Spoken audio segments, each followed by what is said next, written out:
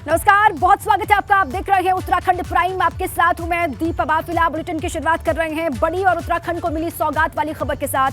देहरादून से दिल्ली के बीच वंदे भारत एक्सप्रेस की शुरुआत हो गई है। पीएम नरेंद्र मोदी ने वर्चुअल माध्यम से इसको हरी झंडी दिखाई। हफ्ते में 6 दिन ये वंदे भारत एक्सप्रेस ट्रेन चलेगी, देहरादून टू दिल्ली। और देहरादून से दिल्ली तक ट्रेन के 5 स्टॉपेज होंगे। हरिद्वार, रुड़की, सहारनपुर, मुजफ्फरनगर और मेरठ में ठहराव होगा। वंदे भारत एक्सप्रेस ट्रेन का 5 जगहों पर यह ट्रेन रुकेगी।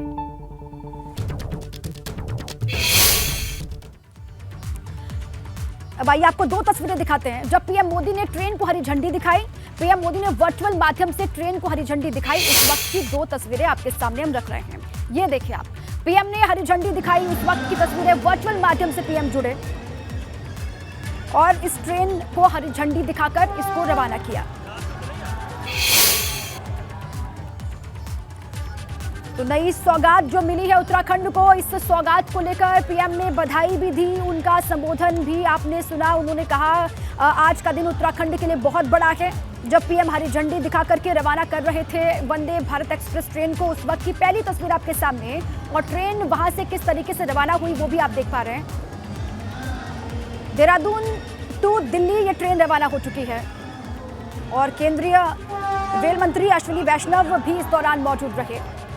वो देहरादून से दिल्ली आनंद विहार टर्मिनल तक इस ट्रेन में सफर भी कर रहे हैं। 2 तस्वीर आपके सामने है। वंदे भारत ट्रेन को पीएम मोदी ने रवाना किया हरी झंडी दिखाकर। भारत की प्रगति को दर्शा रहा है। भारत के यशस्वी प्रधानमंत्री। देखिए, उत्तराखंड के लिए आज का दिन बहुत बड़ा है। कुछ डिटेल्स हैं वो आपको बता दें। देवभूमि की नई ट्रेन की सौगात मिल चुकी है। दून टू दिल्ली के बीच में ये सफर होने वाला है और भारत ट्रेन, जो वंदे भारत ट्रेन है, उसकी शुरुआत हो गई है आज के दिन से। पीएम मोदी ने हरी झंडी दिखाकर इसको रवाना किया। दून से दिल्ली के बीच में 5 जगहों पर इसका स्टॉपेज होगा। अलग अलग जगहों पर कहां पर ट्रेन रुकेगी वो भी जानकारी आपको हम दे रहे हैं। 5 जगहों पर ठहराव होगा वंदे भारत एक्सप्रेस का। हरिद्वार, रुड़की, सहारनपुर, मुजफ्फरनगर, मेरठ में ट्रेन रुकेगी। और दून से दिल्ली के सफर में 4 घंटे 45 मिनट का वक्त लगेगा। देश की 18वीं वंदे भारत ये ट्रेन है जिसको आज पीएम मोदी ने हरी झंडी दिखाकर रवाना किया है। वर्चुअल माध्यम से पीएम जुड़े। और क्यों ये ट्रेन की सौगात इतनी बड़ी हो जाती है उत्तराखंड के लिए, आप समझिए। क्योंकि देहरादून से दिल्ली तक का जो सफर है वो सिर्फ 4 घंटे 45 मिनट में पूरा हो जाएगा। और देश की 18वीं वंदे भारत ये ट्रेन है। रवि कैंतुरा मेरे साथी इसी पर जुड़ चुके हैं अधिक जानकारियों के साथ। सीधे उन्हीं का रुख कर लेते हैं। रवि, आज का दिन तो बहुत बड़ा और आपको ही बधाई, क्योंकि उत्तराखंड के आप भी हैं और वहां पर उत्तराखंड के लोगों को भी नई सौगात मिली है। अब दिल्ली से देहरादून, देहरादून से दिल्ली का सफर तय करने में 4 घंटे 45 मिनट का वक्त लगने वाला है। आज से इसकी शुरुआत हो गई है रवि। बिल्कुल दीपा, देखिए उत्तराखंड के लोगों के लिए बड़ी सौगात के तौर पर है कि वंदे भारत एक्सप्रेस का आज शुभारंभ हो गया और प्रधानमंत्री नरेंद्र मोदी ने वर्चुअली माध्यम से इसका शुभारंभ किया है। रेल मंत्री खुद यहाँ पर मौजूद रहे, मुख्यमंत्री मौजूद रहे। और ऐसे में क्योंकि पर्यटन के लिहाज से भी देखा जाए तो वंदे भारत एक्सप्रेस का बेहद महत्वपूर्ण रहेगी, क्योंकि जो सफ़र है वो कम समय में भी तय होगा। और ऐसे में हफ्ते में भी 6 दिन वंदे भारत एक्सप्रेस जो है देहरादून से दिल्ली के लिए चलेगी, क्योंकि जो समय रखा गया है वो सुबह 7 बजे का होगा और 11:45 पर ये ट्रेन दिल्ली आनंद विहार पहुँच जाएगी। तो ऐसे में एक बड़ी सौगात के तौर पर उत्तराखंड में इसे देखा जा रहा है, क्योंकि यहाँ से सफर सुगम आसान होगा और इसके साथ ही समय की बचत भी होगी। तो ऐसे में प्रधानमंत्री नरेंद्र मोदी ने आज वर्चुअली तौर पर इसका शुभारंभ कर दिया है। और यहाँ से ट्रेन में आज जो स्कूल के बच्चे हैं, सीनियर सिटीजन हैं, उन लोगों को भी इस ट्रेन का सफ़र जो है कराया जा रहा है। और यहाँ से जो ट्रेन है वो रवाना हो गई है दिल्ली के लिए। तो कुल मिलाकर इसे बड़ी सौगात के तौर पर देखा जा सकता है, क्योंकि यहाँ पर जो दिल्ली की आवाजाही है वो अक्सर बहुत ज़्यादा होती है। और यहाँ से आने और जाने के लिए, क्योंकि ये ट्रेन जब सुबह यहाँ से दिल्ली जाएगी तो शाम के वक्त पर करीब 6 बजे वहाँ से इसकी वापसी देहरादून के लिए भी होगी। तो ऐसे में आने जाने का जो सफ़र है वो एक ही दिन में भी तय किया जा सकता है। और इसके अलावा दिल्ली से जो आगे आने जाने वाली ट्रेनें हैं वहाँ पर भी एक समय के साथ पहुँचा जा सकता है। तो इससे बड़ी सौगात आज उत्तराखंड को ये मिली है। और ऐसे में पूरे देश में अगर बात की जाए तो 18वीं वंदे भारत एक्सप्रेस पूरे देश को भी आज मिल गई है। और तमाम जिस तरीके से बड़ा कार्यक्रम आज देहरादून के रेलवे स्टेशन पर रखा गया था, जहाँ पर केंद्रीय रेल मंत्री अश्विनी वैष्णव वहाँ पर मौजूद रहे और उन्होंने कहा कि लगातार जो सरकार की ओर से वादे किए गए थे उन वादों को पूरा भी किया जा रहा है। और प्रदेश में जिस तरीके से जो सौगात दी गई है, इसमें उत्तराखंड खासतौर पर पर्यटन प्रदेश है। तो ऐसे में यहाँ पर जो आने जाने की सुविधा है वो बेहतर मिल सकेगी, लोगों को समय की बचत होगी। और इस ट्रेन का जो संचालन है बुधवार को छोड़कर हर दिन होना है, तो ऐसे में लोगों को एक आरामदायक सफर भी मिल सकेगा। जी देखिए। बिल्कुल, हफ्ते में 6 दिन इसका संचालन होगा रवि, आप बता रहे हैं, और बहुत ही सुगम है, बहुत हाईटेक सुविधाओं से ये लैस है और इसीलिए अपने आप में खास हो जाता है। आप रहे हमारे साथ रवि, आपका मैं फिर से रुख करूंगी। आज इसकी सौगात मिल गई उत्तराखंड को, पीएम मोदी ने हरी झंडी दिखा करके रवाना किया। उत्तराखंड के लोगों के लिए आज बहुत बड़ा दिन है क्योंकि उत्तराखंड को वंदे भारत ट्रेन की सौगात मिली है। पीएम मोदी ने ट्रेन को हरी झंडी दिखाकर रवाना किया और यात्रियों को सफर के लिए शुभकामनाएं भी दी।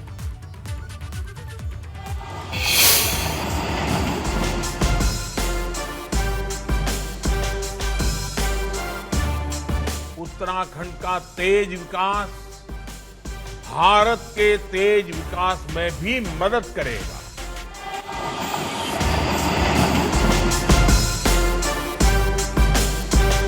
देश अब रुकने वाला नहीं है।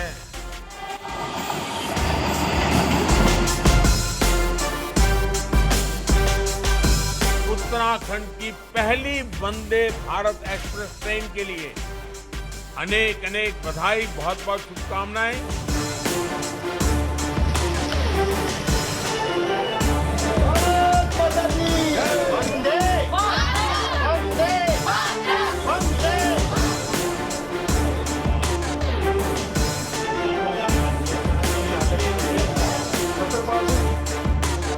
पीएम नरेंद्र मोदी के हरी झंडी दिखाने के साथ ही वंदे भारत एक्सप्रेस पहाड़ की पटरी पर दौड़ने लगी। प्रधानमंत्री नरेंद्र मोदी ने वर्चुअल माध्यम से वंदे भारत एक्सप्रेस ट्रेन को रवाना किया।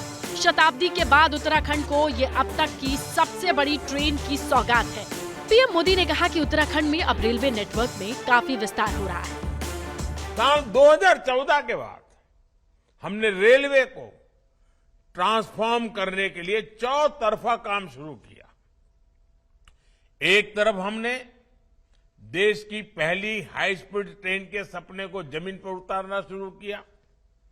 दूसरी तरफ पूरे देश को सेमी हाई स्पीड ट्रेनों के लिए तैयार करना शुरू किया।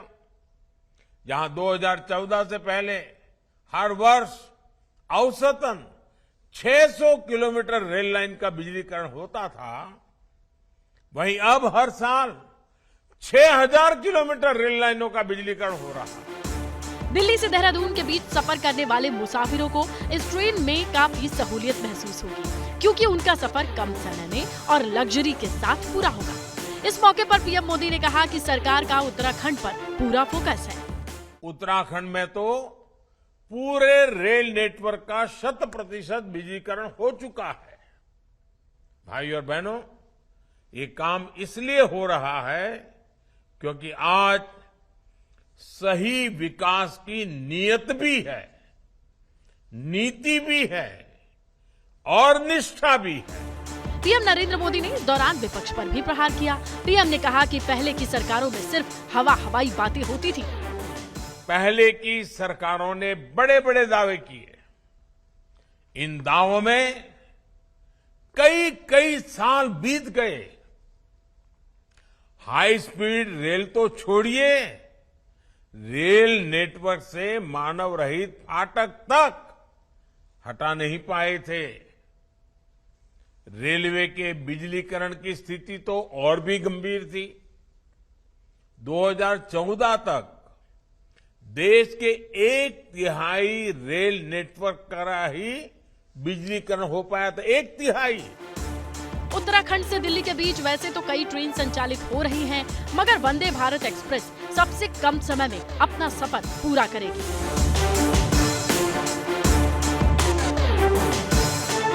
ये ट्रेन 4.5 से 4.25 घंटे के भीतर दिल्ली से देहरादून पहुंच जाएगी।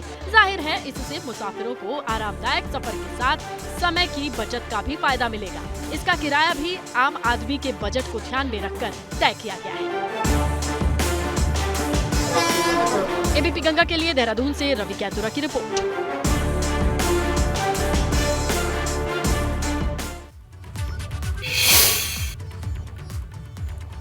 और इस खास मौके पर सीएम पुष्कर सिंह धामी ने प्रदेश वासियों को बधाई दी और साथ ही पीएम मोदी का आभार भी उन्होंने व्यक्त किया। प्रधानमंत्री जी के मार्गदर्शन और केंद्र सरकार के सहयोग से उत्तराखंड में अनेकों ऐसे काम हुए जो पहले मुमकिन नहीं थे। पहाड़ में रेल चलाना एक सपना था, उत्तराखंड का हर बच्चा देखा करता था और हम भी जब छोटे थे सोचते थे कि ट्रेन में बैठने में कितना अच्छा लगेगा, कितना मजा आएगा।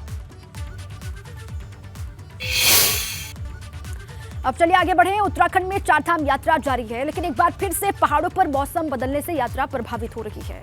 बावजूद इसके आस्था का सैलाब बर्फबारी पर भी भारी पड़ता हुआ दिखाई दे रहा है। चाहे केदारनाथ धाम हो या फिर चाहे बद्रीनाथ धाम, हर जगह श्रद्धालुओं की लंबी कतार देखने को मिल रही है। आपको दिखाते हैं, ये तस्वीरें आप देख लीजिए। उधर भारी बर्फबारी की वजह से हेमकुंड साहिब की यात्रा पर रोक लगा दी गई है, ये भी जानकारी, क्योंकि यहाँ पर 6 फुट तक बर्फ जमी हुई है, जिससे तीर्थ यात्रियों को काफी परेशानियों का सामना करना पड़ रहा है।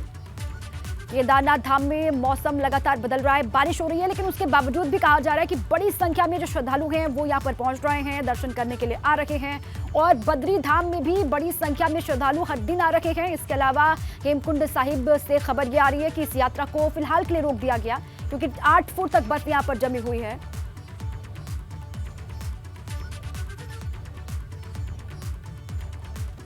जोशीमठ से खबर है, बारिश और बर्फबारी की वजह से यात्रा रोकी गई है। हेमकुंड साहिब से 3 किलोमीटर के नीचे यात्रा रोकी गई है और सुबह से ही तेज बरसात की वजह से और बर्फबारी की वजह से यात्रा को रोक दिया गया है। बर्फबारी के चलते हेमकुंड साहिब यात्रा पड़ाव घाघरिया से 3 किलोमीटर ऊपर से सिख यात्रियों को वापस भेज दिया गया। और इस साल भारी बर्फबारी की वजह से पहले से हेमकुंड साहिब में 8 फीट बर्फ जमी हुई है। उप जिलाधिकारी के आदेश के बाद यात्रा को फिलहाल रोक दिया गया है।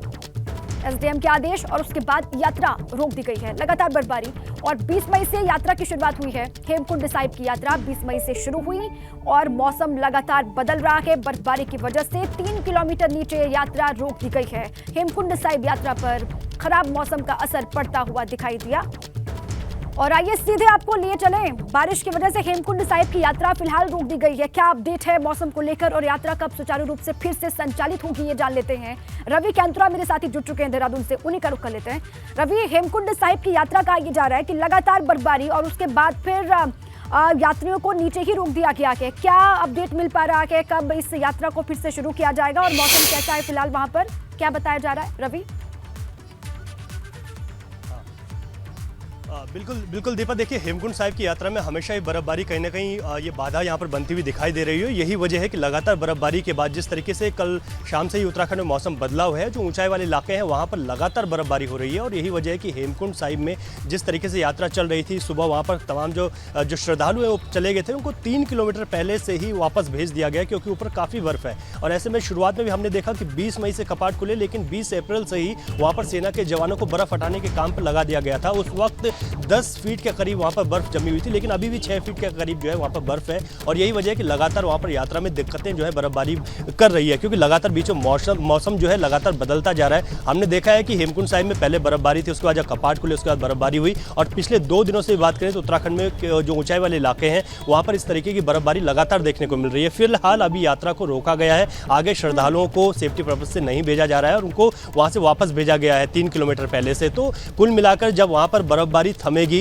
क्योंकि बर्फ तो वहाँ पर काफ़ी जमी हुई है, उसको हटाने का काम भी करना है, क्योंकि वहाँ पर जो रास्ता है उसमें हमेशा ही बर्फ जो है जम जाती है और वहाँ पर लगातार बर्फ हटाने के बाद ही जो पैदल मार्ग है वो खोला जाता है। तो यही कोशिश वहाँ पर जो सेना के जवान हैं उनके द्वारा की जा रही है। और अभी ये तमाम जो श्रद्धालु हैं उनसे अपील भी की गई है कि वो आगे ना बढ़े। घाघरिया से भी जो आगे जब श्रद्धालु जा रहे हैं उनको भी ये अलर्ट कर दिया गया है कि अभी आगे ना जाएं, क्योंकि लगातार बर्फबारी का सिलसिला है वहाँ पर जारी रहा और ऐसे में जो दिक्कतें हैं वो अभी बढ़ सकती हैं। तो श्रद्धालुओं को पहले रोका गया है, जब मौसम साफ होगा, बर्फ वहाँ से हटाई जाएगी, रास्ते खुल पाएंगे, तभी श्रद्धालुओं को आगे भेजा जाएगा। हालांकि इस वक्त हेमकुंड साहिब में जो पहले से श्रद्धालु वहां पर पहुंचे थे वो वहां पर मौजूद हैं, उनको तमाम सुरक्षा के साथ ही वहां से वापसी उनकी कराई जानी है।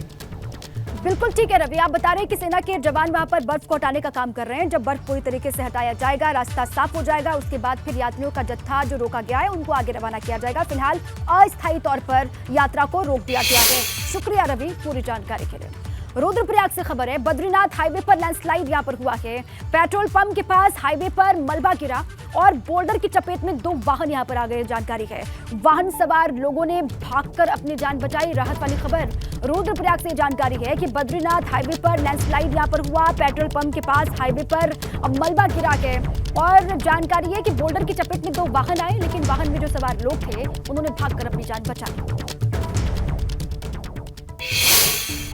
हो रही बारिश के कारण अब नुकसान भी देखने को मिल रहा है। इस समय रुद्रप्रयाग में मुख्यालय मौजूद है। आप देख सकते हैं यहाँ पे एक पहाड़ी बड़ी पहाड़ी कह सकते हैं, जो दरकने के चलते जो 2 वाहन है इसकी चपेट में आ चुके हैं। एक ट्रक वाहन इसकी चपेट में आया, एक छोटी सी कार इसकी वाहन चपेट में आ गई है पहाड़ी दरकने के चलते। गनीमत यह रही कि किसी तरीके से जो वाहन चालक है उसने सूझबूझ से यहाँ पर लोगों को बचाने का काम में किया है। जो ट्रक चालक है भले ही मलबे की चपेट में यह वाहन आ चुके हैं, पर लेकिन जो सवारी हैं उन्होंने सचेत तरीके से अपनी जान को बचाया। आप देख सकते हैं कि किस तरीके से बोल्डर जो है वाहन के ऊपर गिरे और पीछे जो हिस्सा है, पीछे का जो कांच है वो पूरी तरह से टूट चुका है। इसके अलावा जो गाड़ी का एक तरफा हिस्सा है वह भी मलबे की चपेट में है। इसके अलावा ट्रक का एक हिस्सा भी जो मलबे की चपेट में आ चुका है। इस समय हम बद्रीनाथ हाईवे पे आप देख सकते हैं कि लगातार यहाँ पर पुलिस प्रशासन की जो टीम है वो यहाँ पे जुटी हुई है, लगातार जाम भी लगा हुआ है। तो बरसात के कारण काफी नुकसान कह सकते हैं कि अभी से देखने को मिल रहा है। भले ही बरसात सीजन जो है जुलाई महीने शुरू होता है, पर लेकिन अभी से ही पहाड़ों में नुकसान देखने को मिल रहा है। लगातार बारिश हो रही है, बारिश के कारण जो है जनजीवन भी अब अस्त व्यस्त होने लगा है, दिक्कतें जो है लोगों को होने लगी हैं। रोहित डिमरी, एबीपी गंगा, रुद्रप्रयाग। जोशीमठ से खबर, बद्रीनाथ धाम में बदला मौसम का मिजाज और कल से लगातार यहां पर बरसात का दौर जारी है। जोशीमठ के पहाड़ों पर भारी बर्फबारी हो रही है और ठंड के बावजूद यात्रियों में भारी उत्साह यहां पर देखने को मिल रहा है। ये देखिए, आप तस्वीरें दिखा रहे हैं आपको। जोशीमठ से खबर, बद्रीनाथ धाम में बदला मौसम का मिजाज, लगातार मौसम में तब्दीली और कल से बारिश का दौर भी जारी है। जोशीमठ के ऊंचे पहाड़ों पर भारी बर्फबारी हो रही है। अटला कोडी में बर्फबारी लगातार जारी है, वहां की तस्वीर आप देख रहे हैं। और ठंड के बावजूद ये कहा जा रहा है कि यात्री बड़ी संख्या में यहाँ पर आ रहे हैं।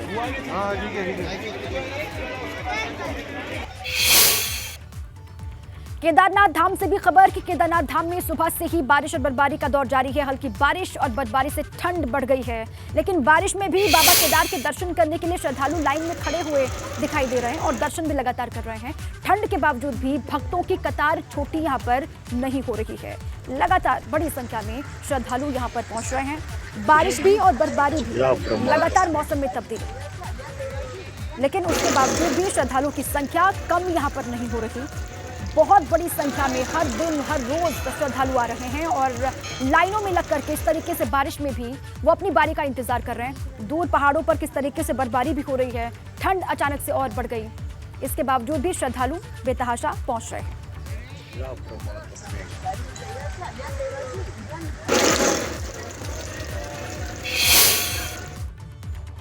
पहाड़ी क्षेत्रों में लगातार मौसम खराब है। रुद्रप्रयाग जिला मुख्यालय में भी लगातार बारिश जारी है। तो कह सकते हैं केदारनाथ धाम में भी हल्की बर्फबारी सुबह से जारी है। बारिश का असर कहीं से भी तीर्थ यात्रियों पर दिखाई नहीं दे रहा है, क्योंकि लगातार 15 से 20 हजार यात्री आज सुबह ही सोनप्रयाग से रवाना हुए। इस समय हम रुद्रप्रयाग जिला मुख्यालय मौजूद हैं। आप देख सकते हैं कि इस समय भी यहाँ पर लगातार जो है बारिश हो रही है, तो ऊंचाई वाले इलाकों में हल्की बर्फबारी हो रही है। केदारनाथ धाम की हम बात करें तो वहाँ पर लंबी लाइन लगाकर जो श्रद्धालु हैं वह बाबा के दर्शनों का इंतजार कर रहे हैं। लगातार जो है यात्रियों का जो जमावड़ा है वह बढ़ रहा है, यात्रियों की संख्या जो है बढ़ रही है। और इसके अलावा पैदल मार्ग की हम बात करेंगे, जो 2 डेंजर पॉइंट है कुबेर और भैरव ग्लेशियर, वहाँ पर एनडीआरएफ, एसडीआरएफ, पीआरडी, होमगार्ड से लेकर यात्रा मैनेजमेंट की जो फोर्स है वह टीम लगातार तीर्थ यात्रियों की सुरक्षा में तैनात है और तीर्थ यात्रियों को सुरक्षित तौर पे यात्रा करवाई जा रही है। तो कह सकते हैं आज यात्रा को पूरा 1 माह का समय हो चुका है और 5 लाख का जो आंकड़ा है वह भी पार हो चुका है। इन तमाम बाधाओं को पार करते हुए तीर्थ यात्री बाबा केदारनाथ धाम के दरबार पे पहुंच रहे हैं। रोहित डिमरी, एबीपी गंगा, रुद्रप्रयाग। बड़ी खबर, उत्तराखंड शिक्षा बोर्ड ने 10वीं और 12वीं का रिजल्ट घोषित कर दिया है। 10वीं में टिहरी गढ़वाल के सुशांत चंद्रवंशी ने टॉप किया है और 12वीं में जसपुर की छात्रा तनु चौहान ने बाजी मारी, टॉप किया। 10वीं में 1,08,890 छात्र पास हुए हैं और 12वीं में 1,03,80 छात्र पास हुए। 10वीं में कुल 85.17% स्टूडेंट पास हुए हैं और 12वीं में 80.98% स्टूडेंट पास हुए हैं।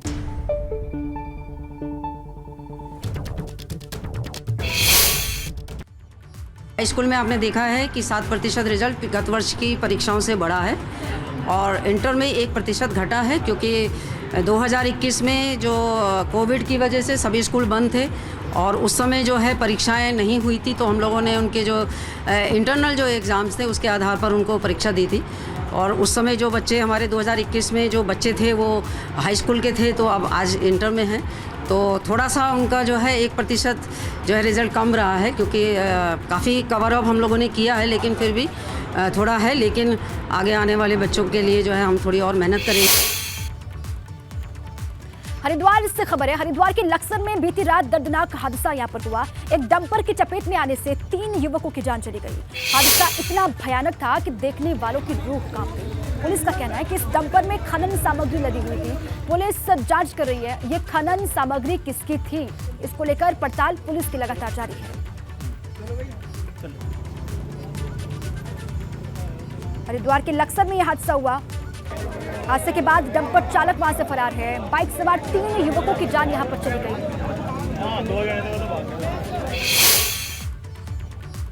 रुड़की में शादी समारोह के दौरान 2 गुटों के लोगों के बीच मारपीट हो गई और दोनों ओर से लाठी डंडे चले, जिसमें 6 लोग घायल हैं। पुलिस वायरल वीडियो के जरिए हुड़दंग करने वालों की तलाश कर रही है।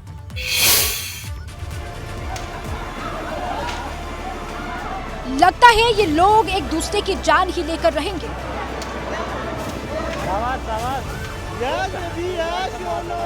देखिए इनके बीच कैसे लाठी डंडे चल रहे हैं।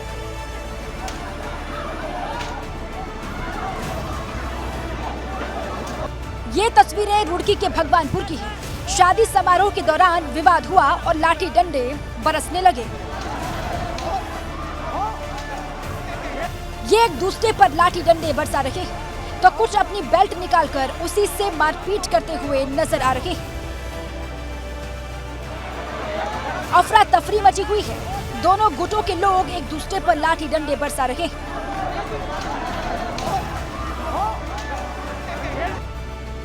इस वीडियो में ऐसा कोई भी शख्स नहीं है जो बीच बचाव करता हुआ दिखाई दे रहा हो। बस इन्हें तो जैसे एक दूसरे पर लाठी डंडे ही बरसाने हैं।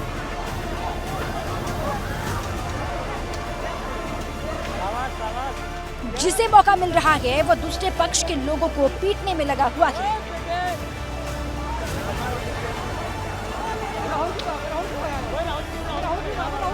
बताया जा रहा है कि इस मारपीट में 6 लोग घायल हुए हैं। एबीपी गंगा के लिए रुड़की से विनीत त्यागी की रिपोर्ट।